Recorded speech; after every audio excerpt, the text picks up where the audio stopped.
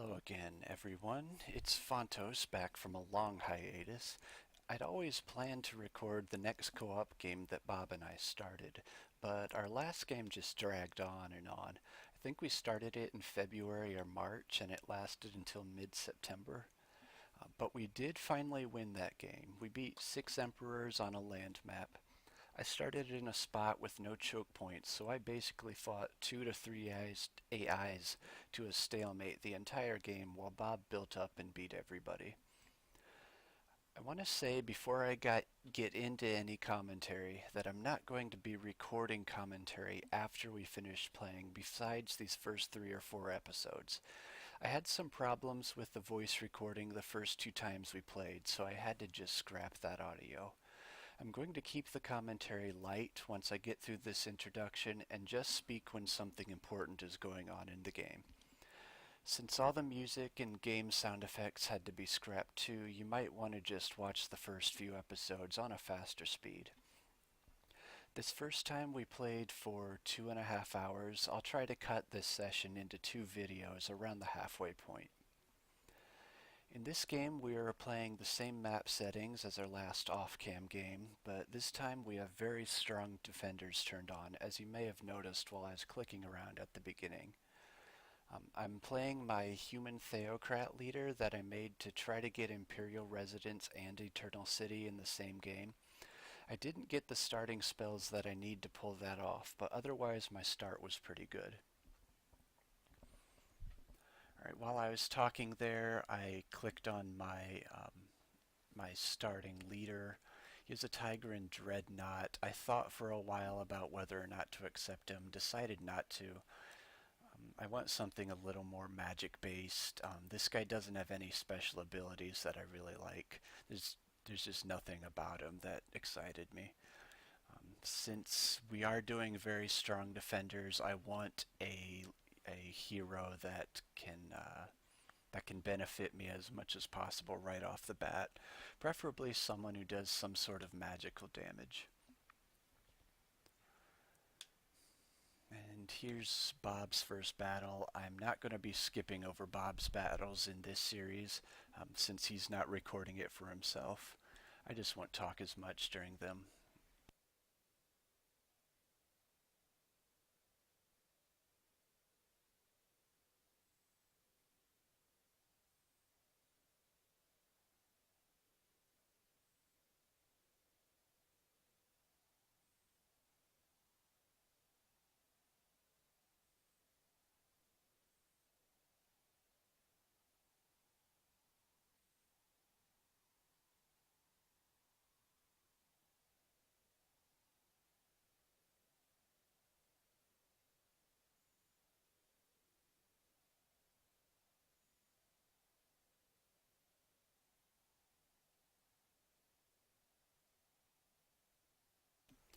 In this game, Bob is playing as his High Elf Necromancer leader. I think this is the same leader he played in our official co-op series. Not entirely sure why he ended up going with this in this game. He was planning on being his elf warlord, but we got off to a bad start in that game. We quit it after about 10 turns, and when we restarted, he decided to be this guy again, which is fine with me. Theocrats and necromancers go well together. It's kind of funny, I was a theocrat in our other co-op game, and I'm a different race, but same class. In our last off-camera game, I was the necromancer and Bob was the theocrat, and they went together really well. Particularly in the late game, with when Bob got his Armageddon spell cast, and he was able to keep it up pretty much continuously. He had enough casting points, even when it got disjuncted, he could get it recast again within a turn or two.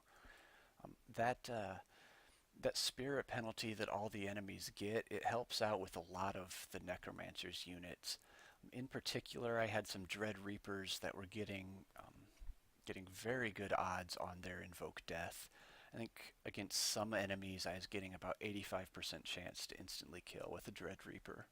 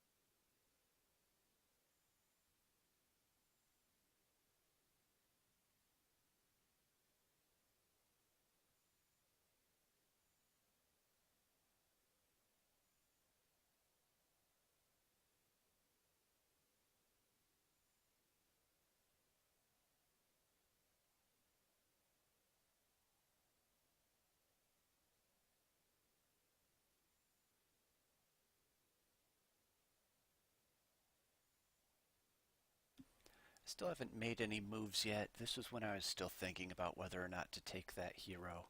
My army as it stands is not strong enough to go clear out that mana node, and there aren't any other enemies for me to attack. So I wasn't going to make any moves until I was absolutely sure what my army was going to be. And I do decide to pass on him.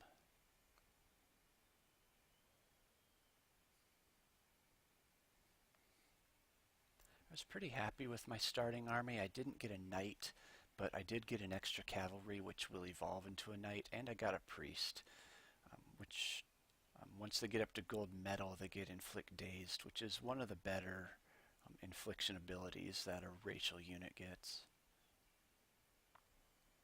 I'm over here thinking about attacking the mana node, but I decide not to. With only 2 units that um, do any sort of elemental damage, my priest and my hero, I decide it's not worth the risk. If something important gets stunned by those wisps, it could get taken out by the apprentices in a hurry.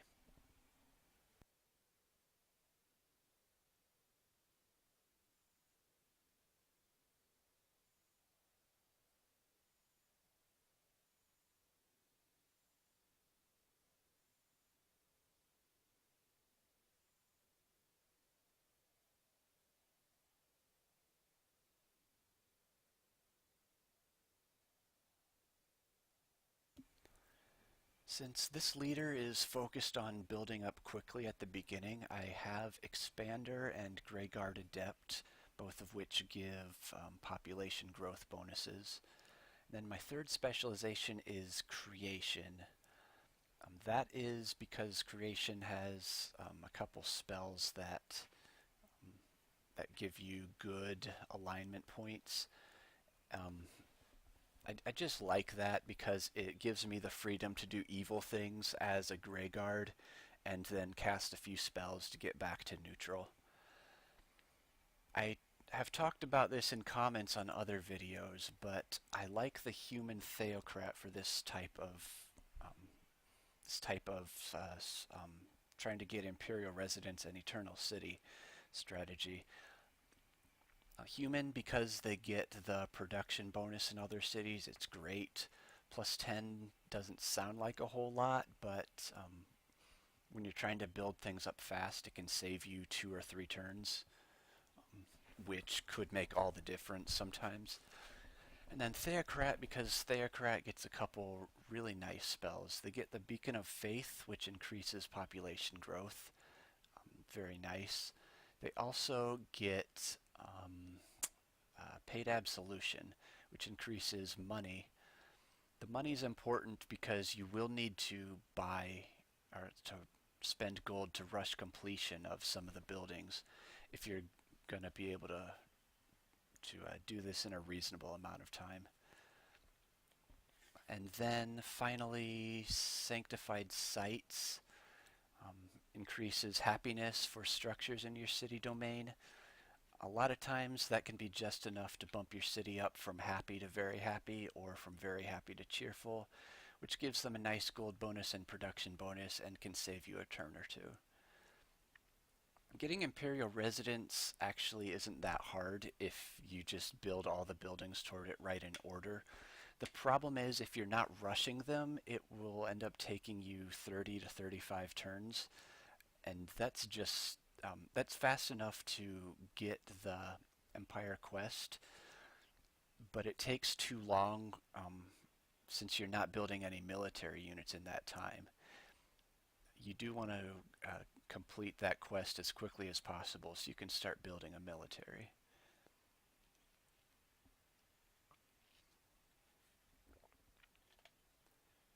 I think Bob's going to fight another battle here.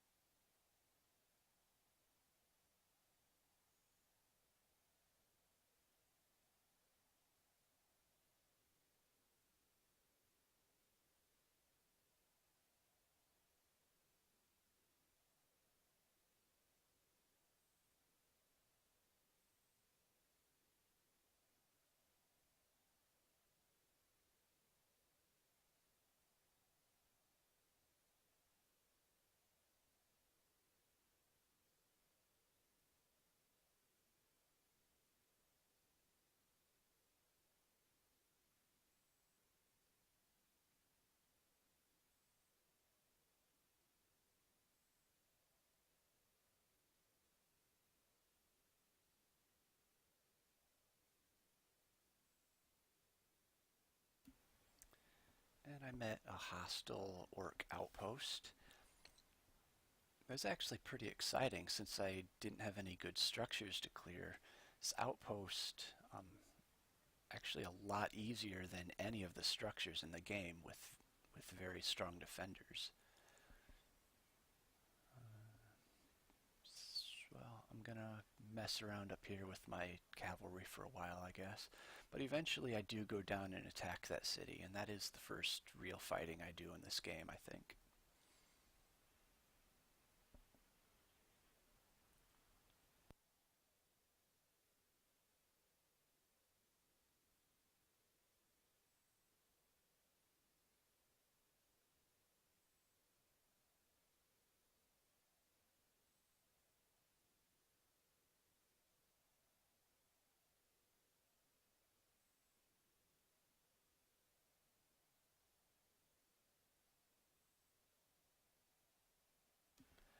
I'm gonna keep this necromancer. He does have an elemental attack, which is what I wanted.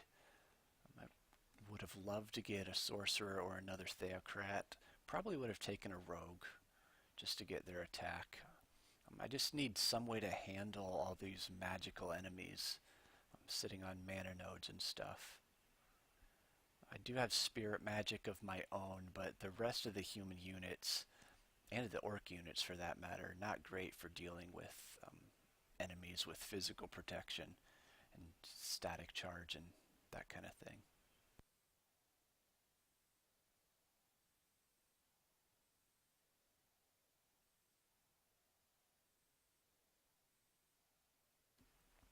The upside to not getting any of the Theocrat spells that I wanted at the start was that I was able to summon a lot of cherubs. I get a lot of exploring in. I was able to pick up a lot of mana and gold too.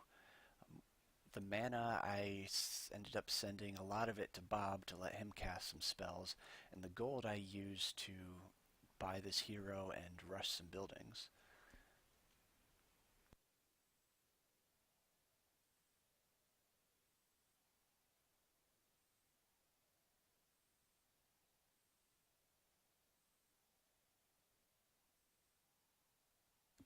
You know what, I'm actually going to run back and clear out that mana node now that I got the Necromancer, I think. Since my two cavalry are still back there, I guess it just made more sense to clear that before I went on and captured the Orc City. This Orc City was not hostile to me, and it's a lot bigger. There's at least one shock trooper in it, as you can see there. I decided not to mess with that. Um, I didn't want to make peace with it because it was too expensive. I didn't want to declare war and make myself too evil right off the bat, so I just pretty much ignored them. I think we're up to turn 30 in the game right now, and I've still done nothing with these orcs up here.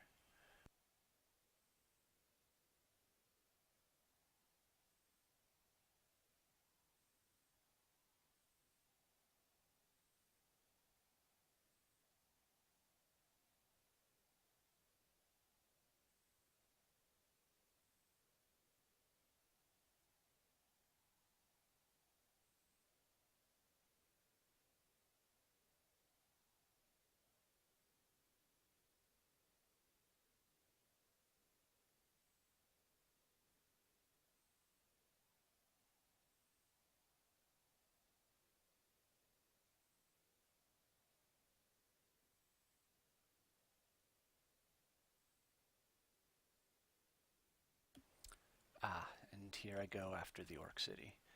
I guess since my leader wasn't able to hit those haste berries and get up to the mana node quickly, I decided to just go explore that area north of the orcs and then capture the city.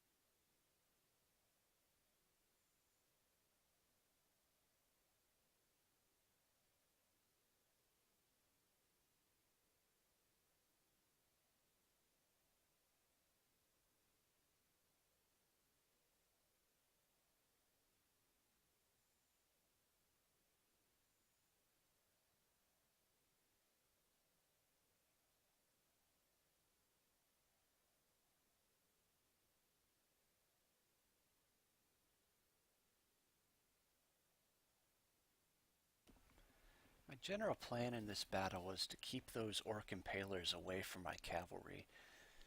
It ends up not being an issue because the impalers just sit in the back and let me pick off all the ranged units anyway.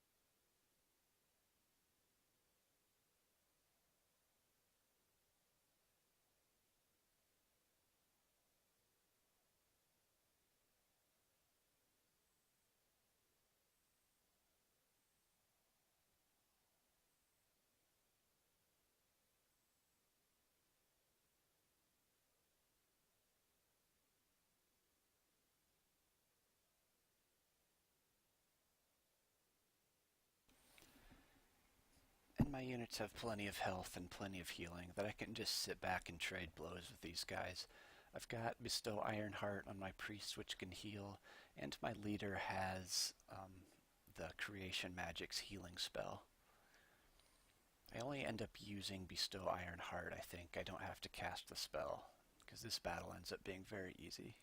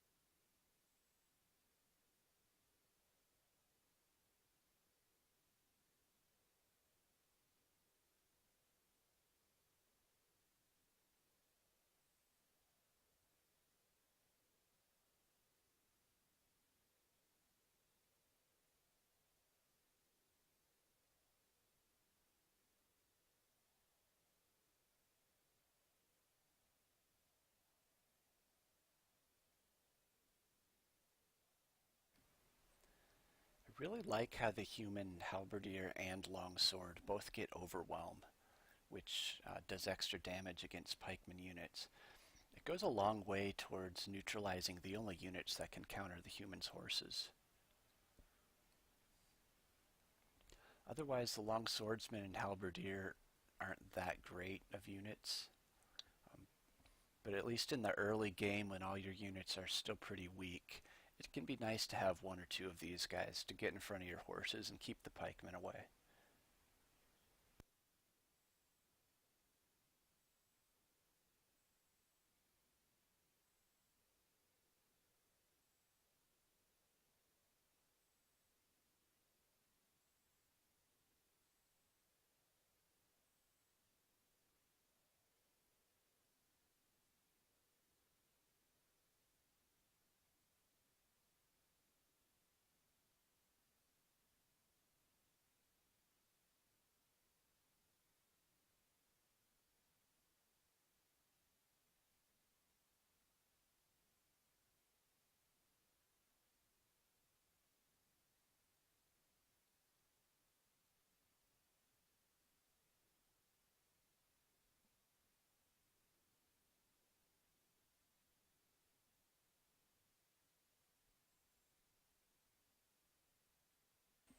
I should have grabbed those refugees before I captured that orc city. I actually didn't think that the population would go to the orcs since I haven't taken um, full control of the city yet. I thought it would still go to my throne. If I had realized it was going to go to the orcs, I would have grabbed them before I attacked the city because I do want my throne city to grow. I decided to keep the orcs, absorb the city. Normally, I would like to migrate humans in there, get as many human cities as possible, at least early on. But that city does have that dungeon right there, and I would really like to have orc, shock troopers, crusaders, and exalteds with a dungeon.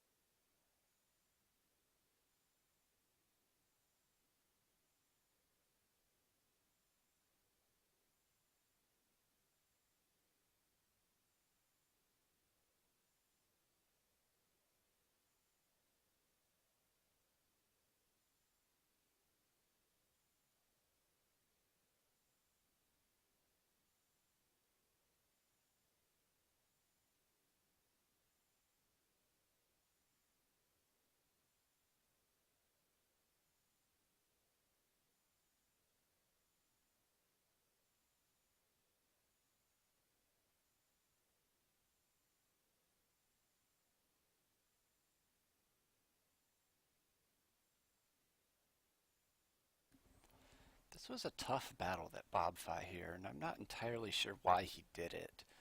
The structure wasn't in or near any of his cities, and I don't think these things give you any unit or item. I think it just gives your units a buff for the next battle. I guess I could be wrong on that part. But he doesn't lose anything here, and he gets some nice experience for his units, so I guess it worked out pretty well.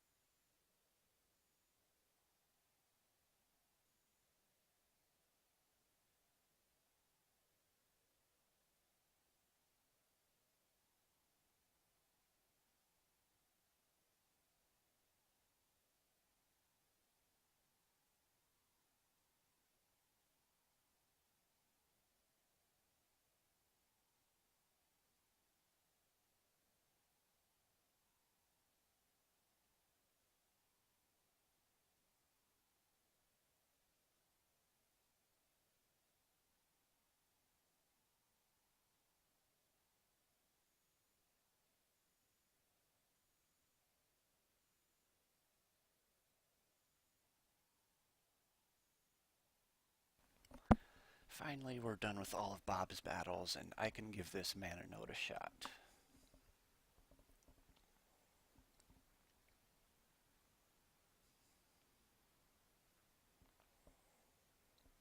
There's only one apprentice, but those things can do so much damage to you.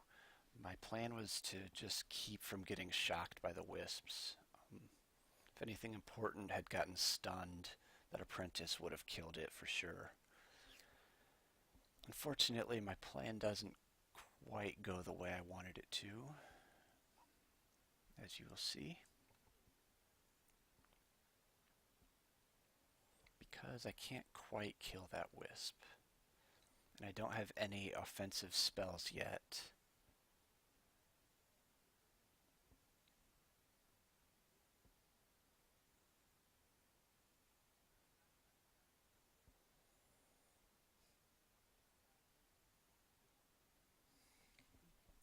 So I had to decide, do I just send my halberdier up at it and do that, or do I take a chance of the wisp stunning my necromancer and having the apprentice tear him apart? In hindsight, I probably should have done that, because the necromancer has a lot more health than the halberdier. He might have been able to survive better. He might not have a lot more health than the halberdier, actually. And he is a Tigran, so he has lower resistance.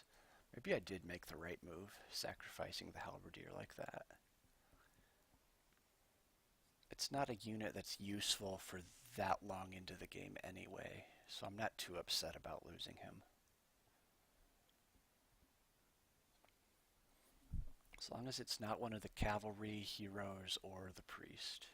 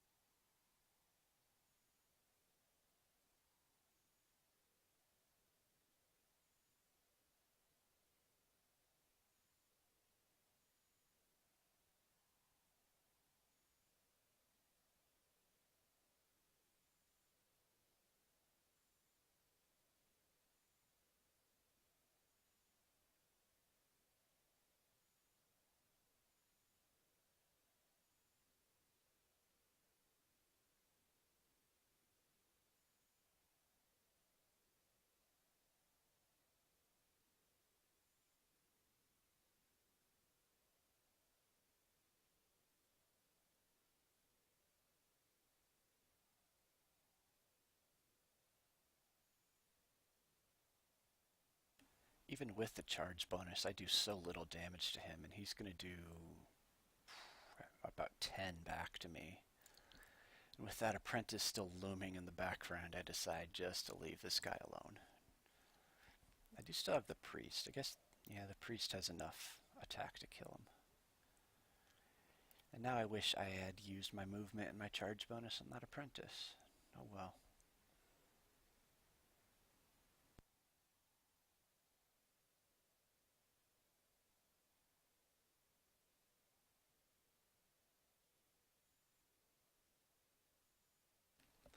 See, that apprentice only knocked about half of the hero's health off.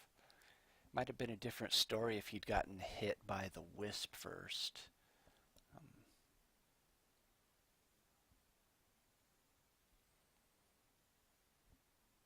think if I could go back, I probably would do it differently. Probably let the hero take the hit from the apprentice. What I should have done actually was just play more conservatively overall and not go up and rush that wisp. But the tough battle's over. That actually is about the toughest battle I've fought so far in this game. I fought more difficult enemies than that, but my units have gotten stronger since here.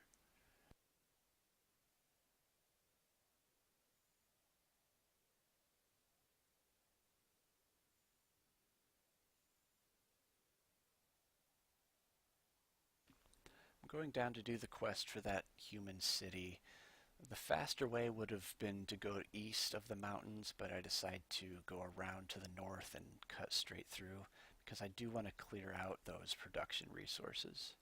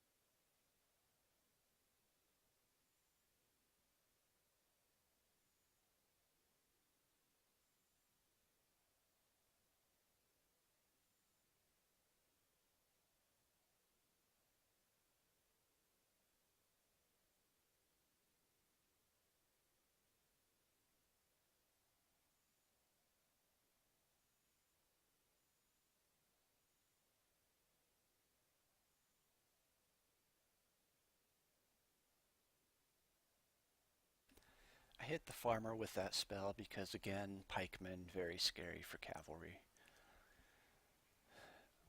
Maybe should have hit the jester because that jester ends up tearing my units up. It all works out in the end, though. It's a nice thing about starting with healing.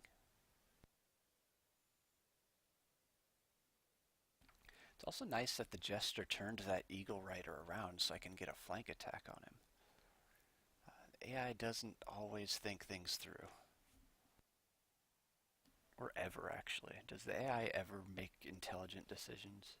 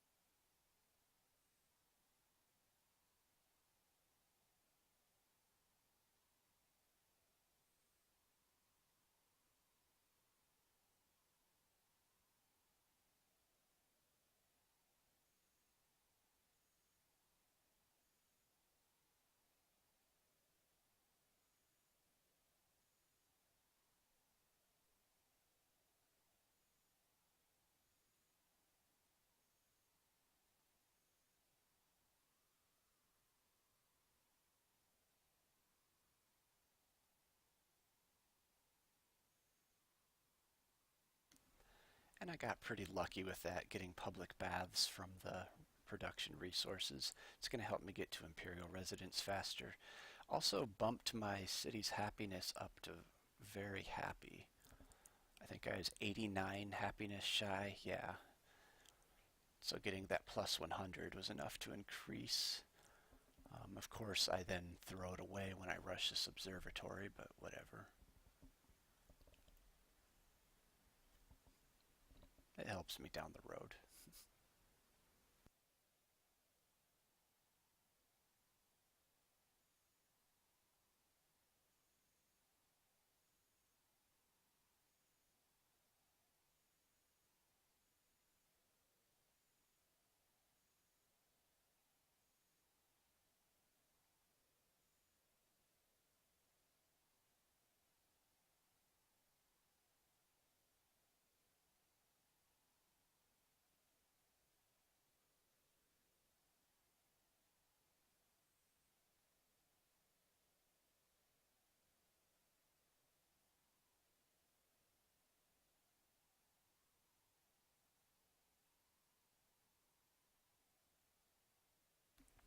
My plan for this Necromancer hero is to turn him into a sort of a melee tank type. Not give him any sort of party leadership bonuses. Just leave him in the same army as my leader or one of my other strong heroes. And I think I'm about done for this turn. This will be a good place to stop this episode. I can do the second half of this session in the next episode. Thank you for getting through this with me. Hopefully watching a video without much audio wasn't too difficult. I do have two play sessions that do have working audio, do have working uh, microphones from both of us. So this series will get better, I promise. And the game should be pretty interesting too. If it goes anything at all like the last game against six emperors on a land map, it should be a pretty long, pretty difficult, pretty interesting game. Um, but the next couple episodes are going to be like this one, a lot of silence, only a little bit of commentary. I'm going to try to get through them quickly, hopefully get them all uploaded within a week or a week and a half. And then after that, the upload schedule is going to depend on how often we play. It'll either be one long episode a week, or I'll break it up into two shorter episodes a week. But thanks again for checking out this video, and I'll see you again in a couple days.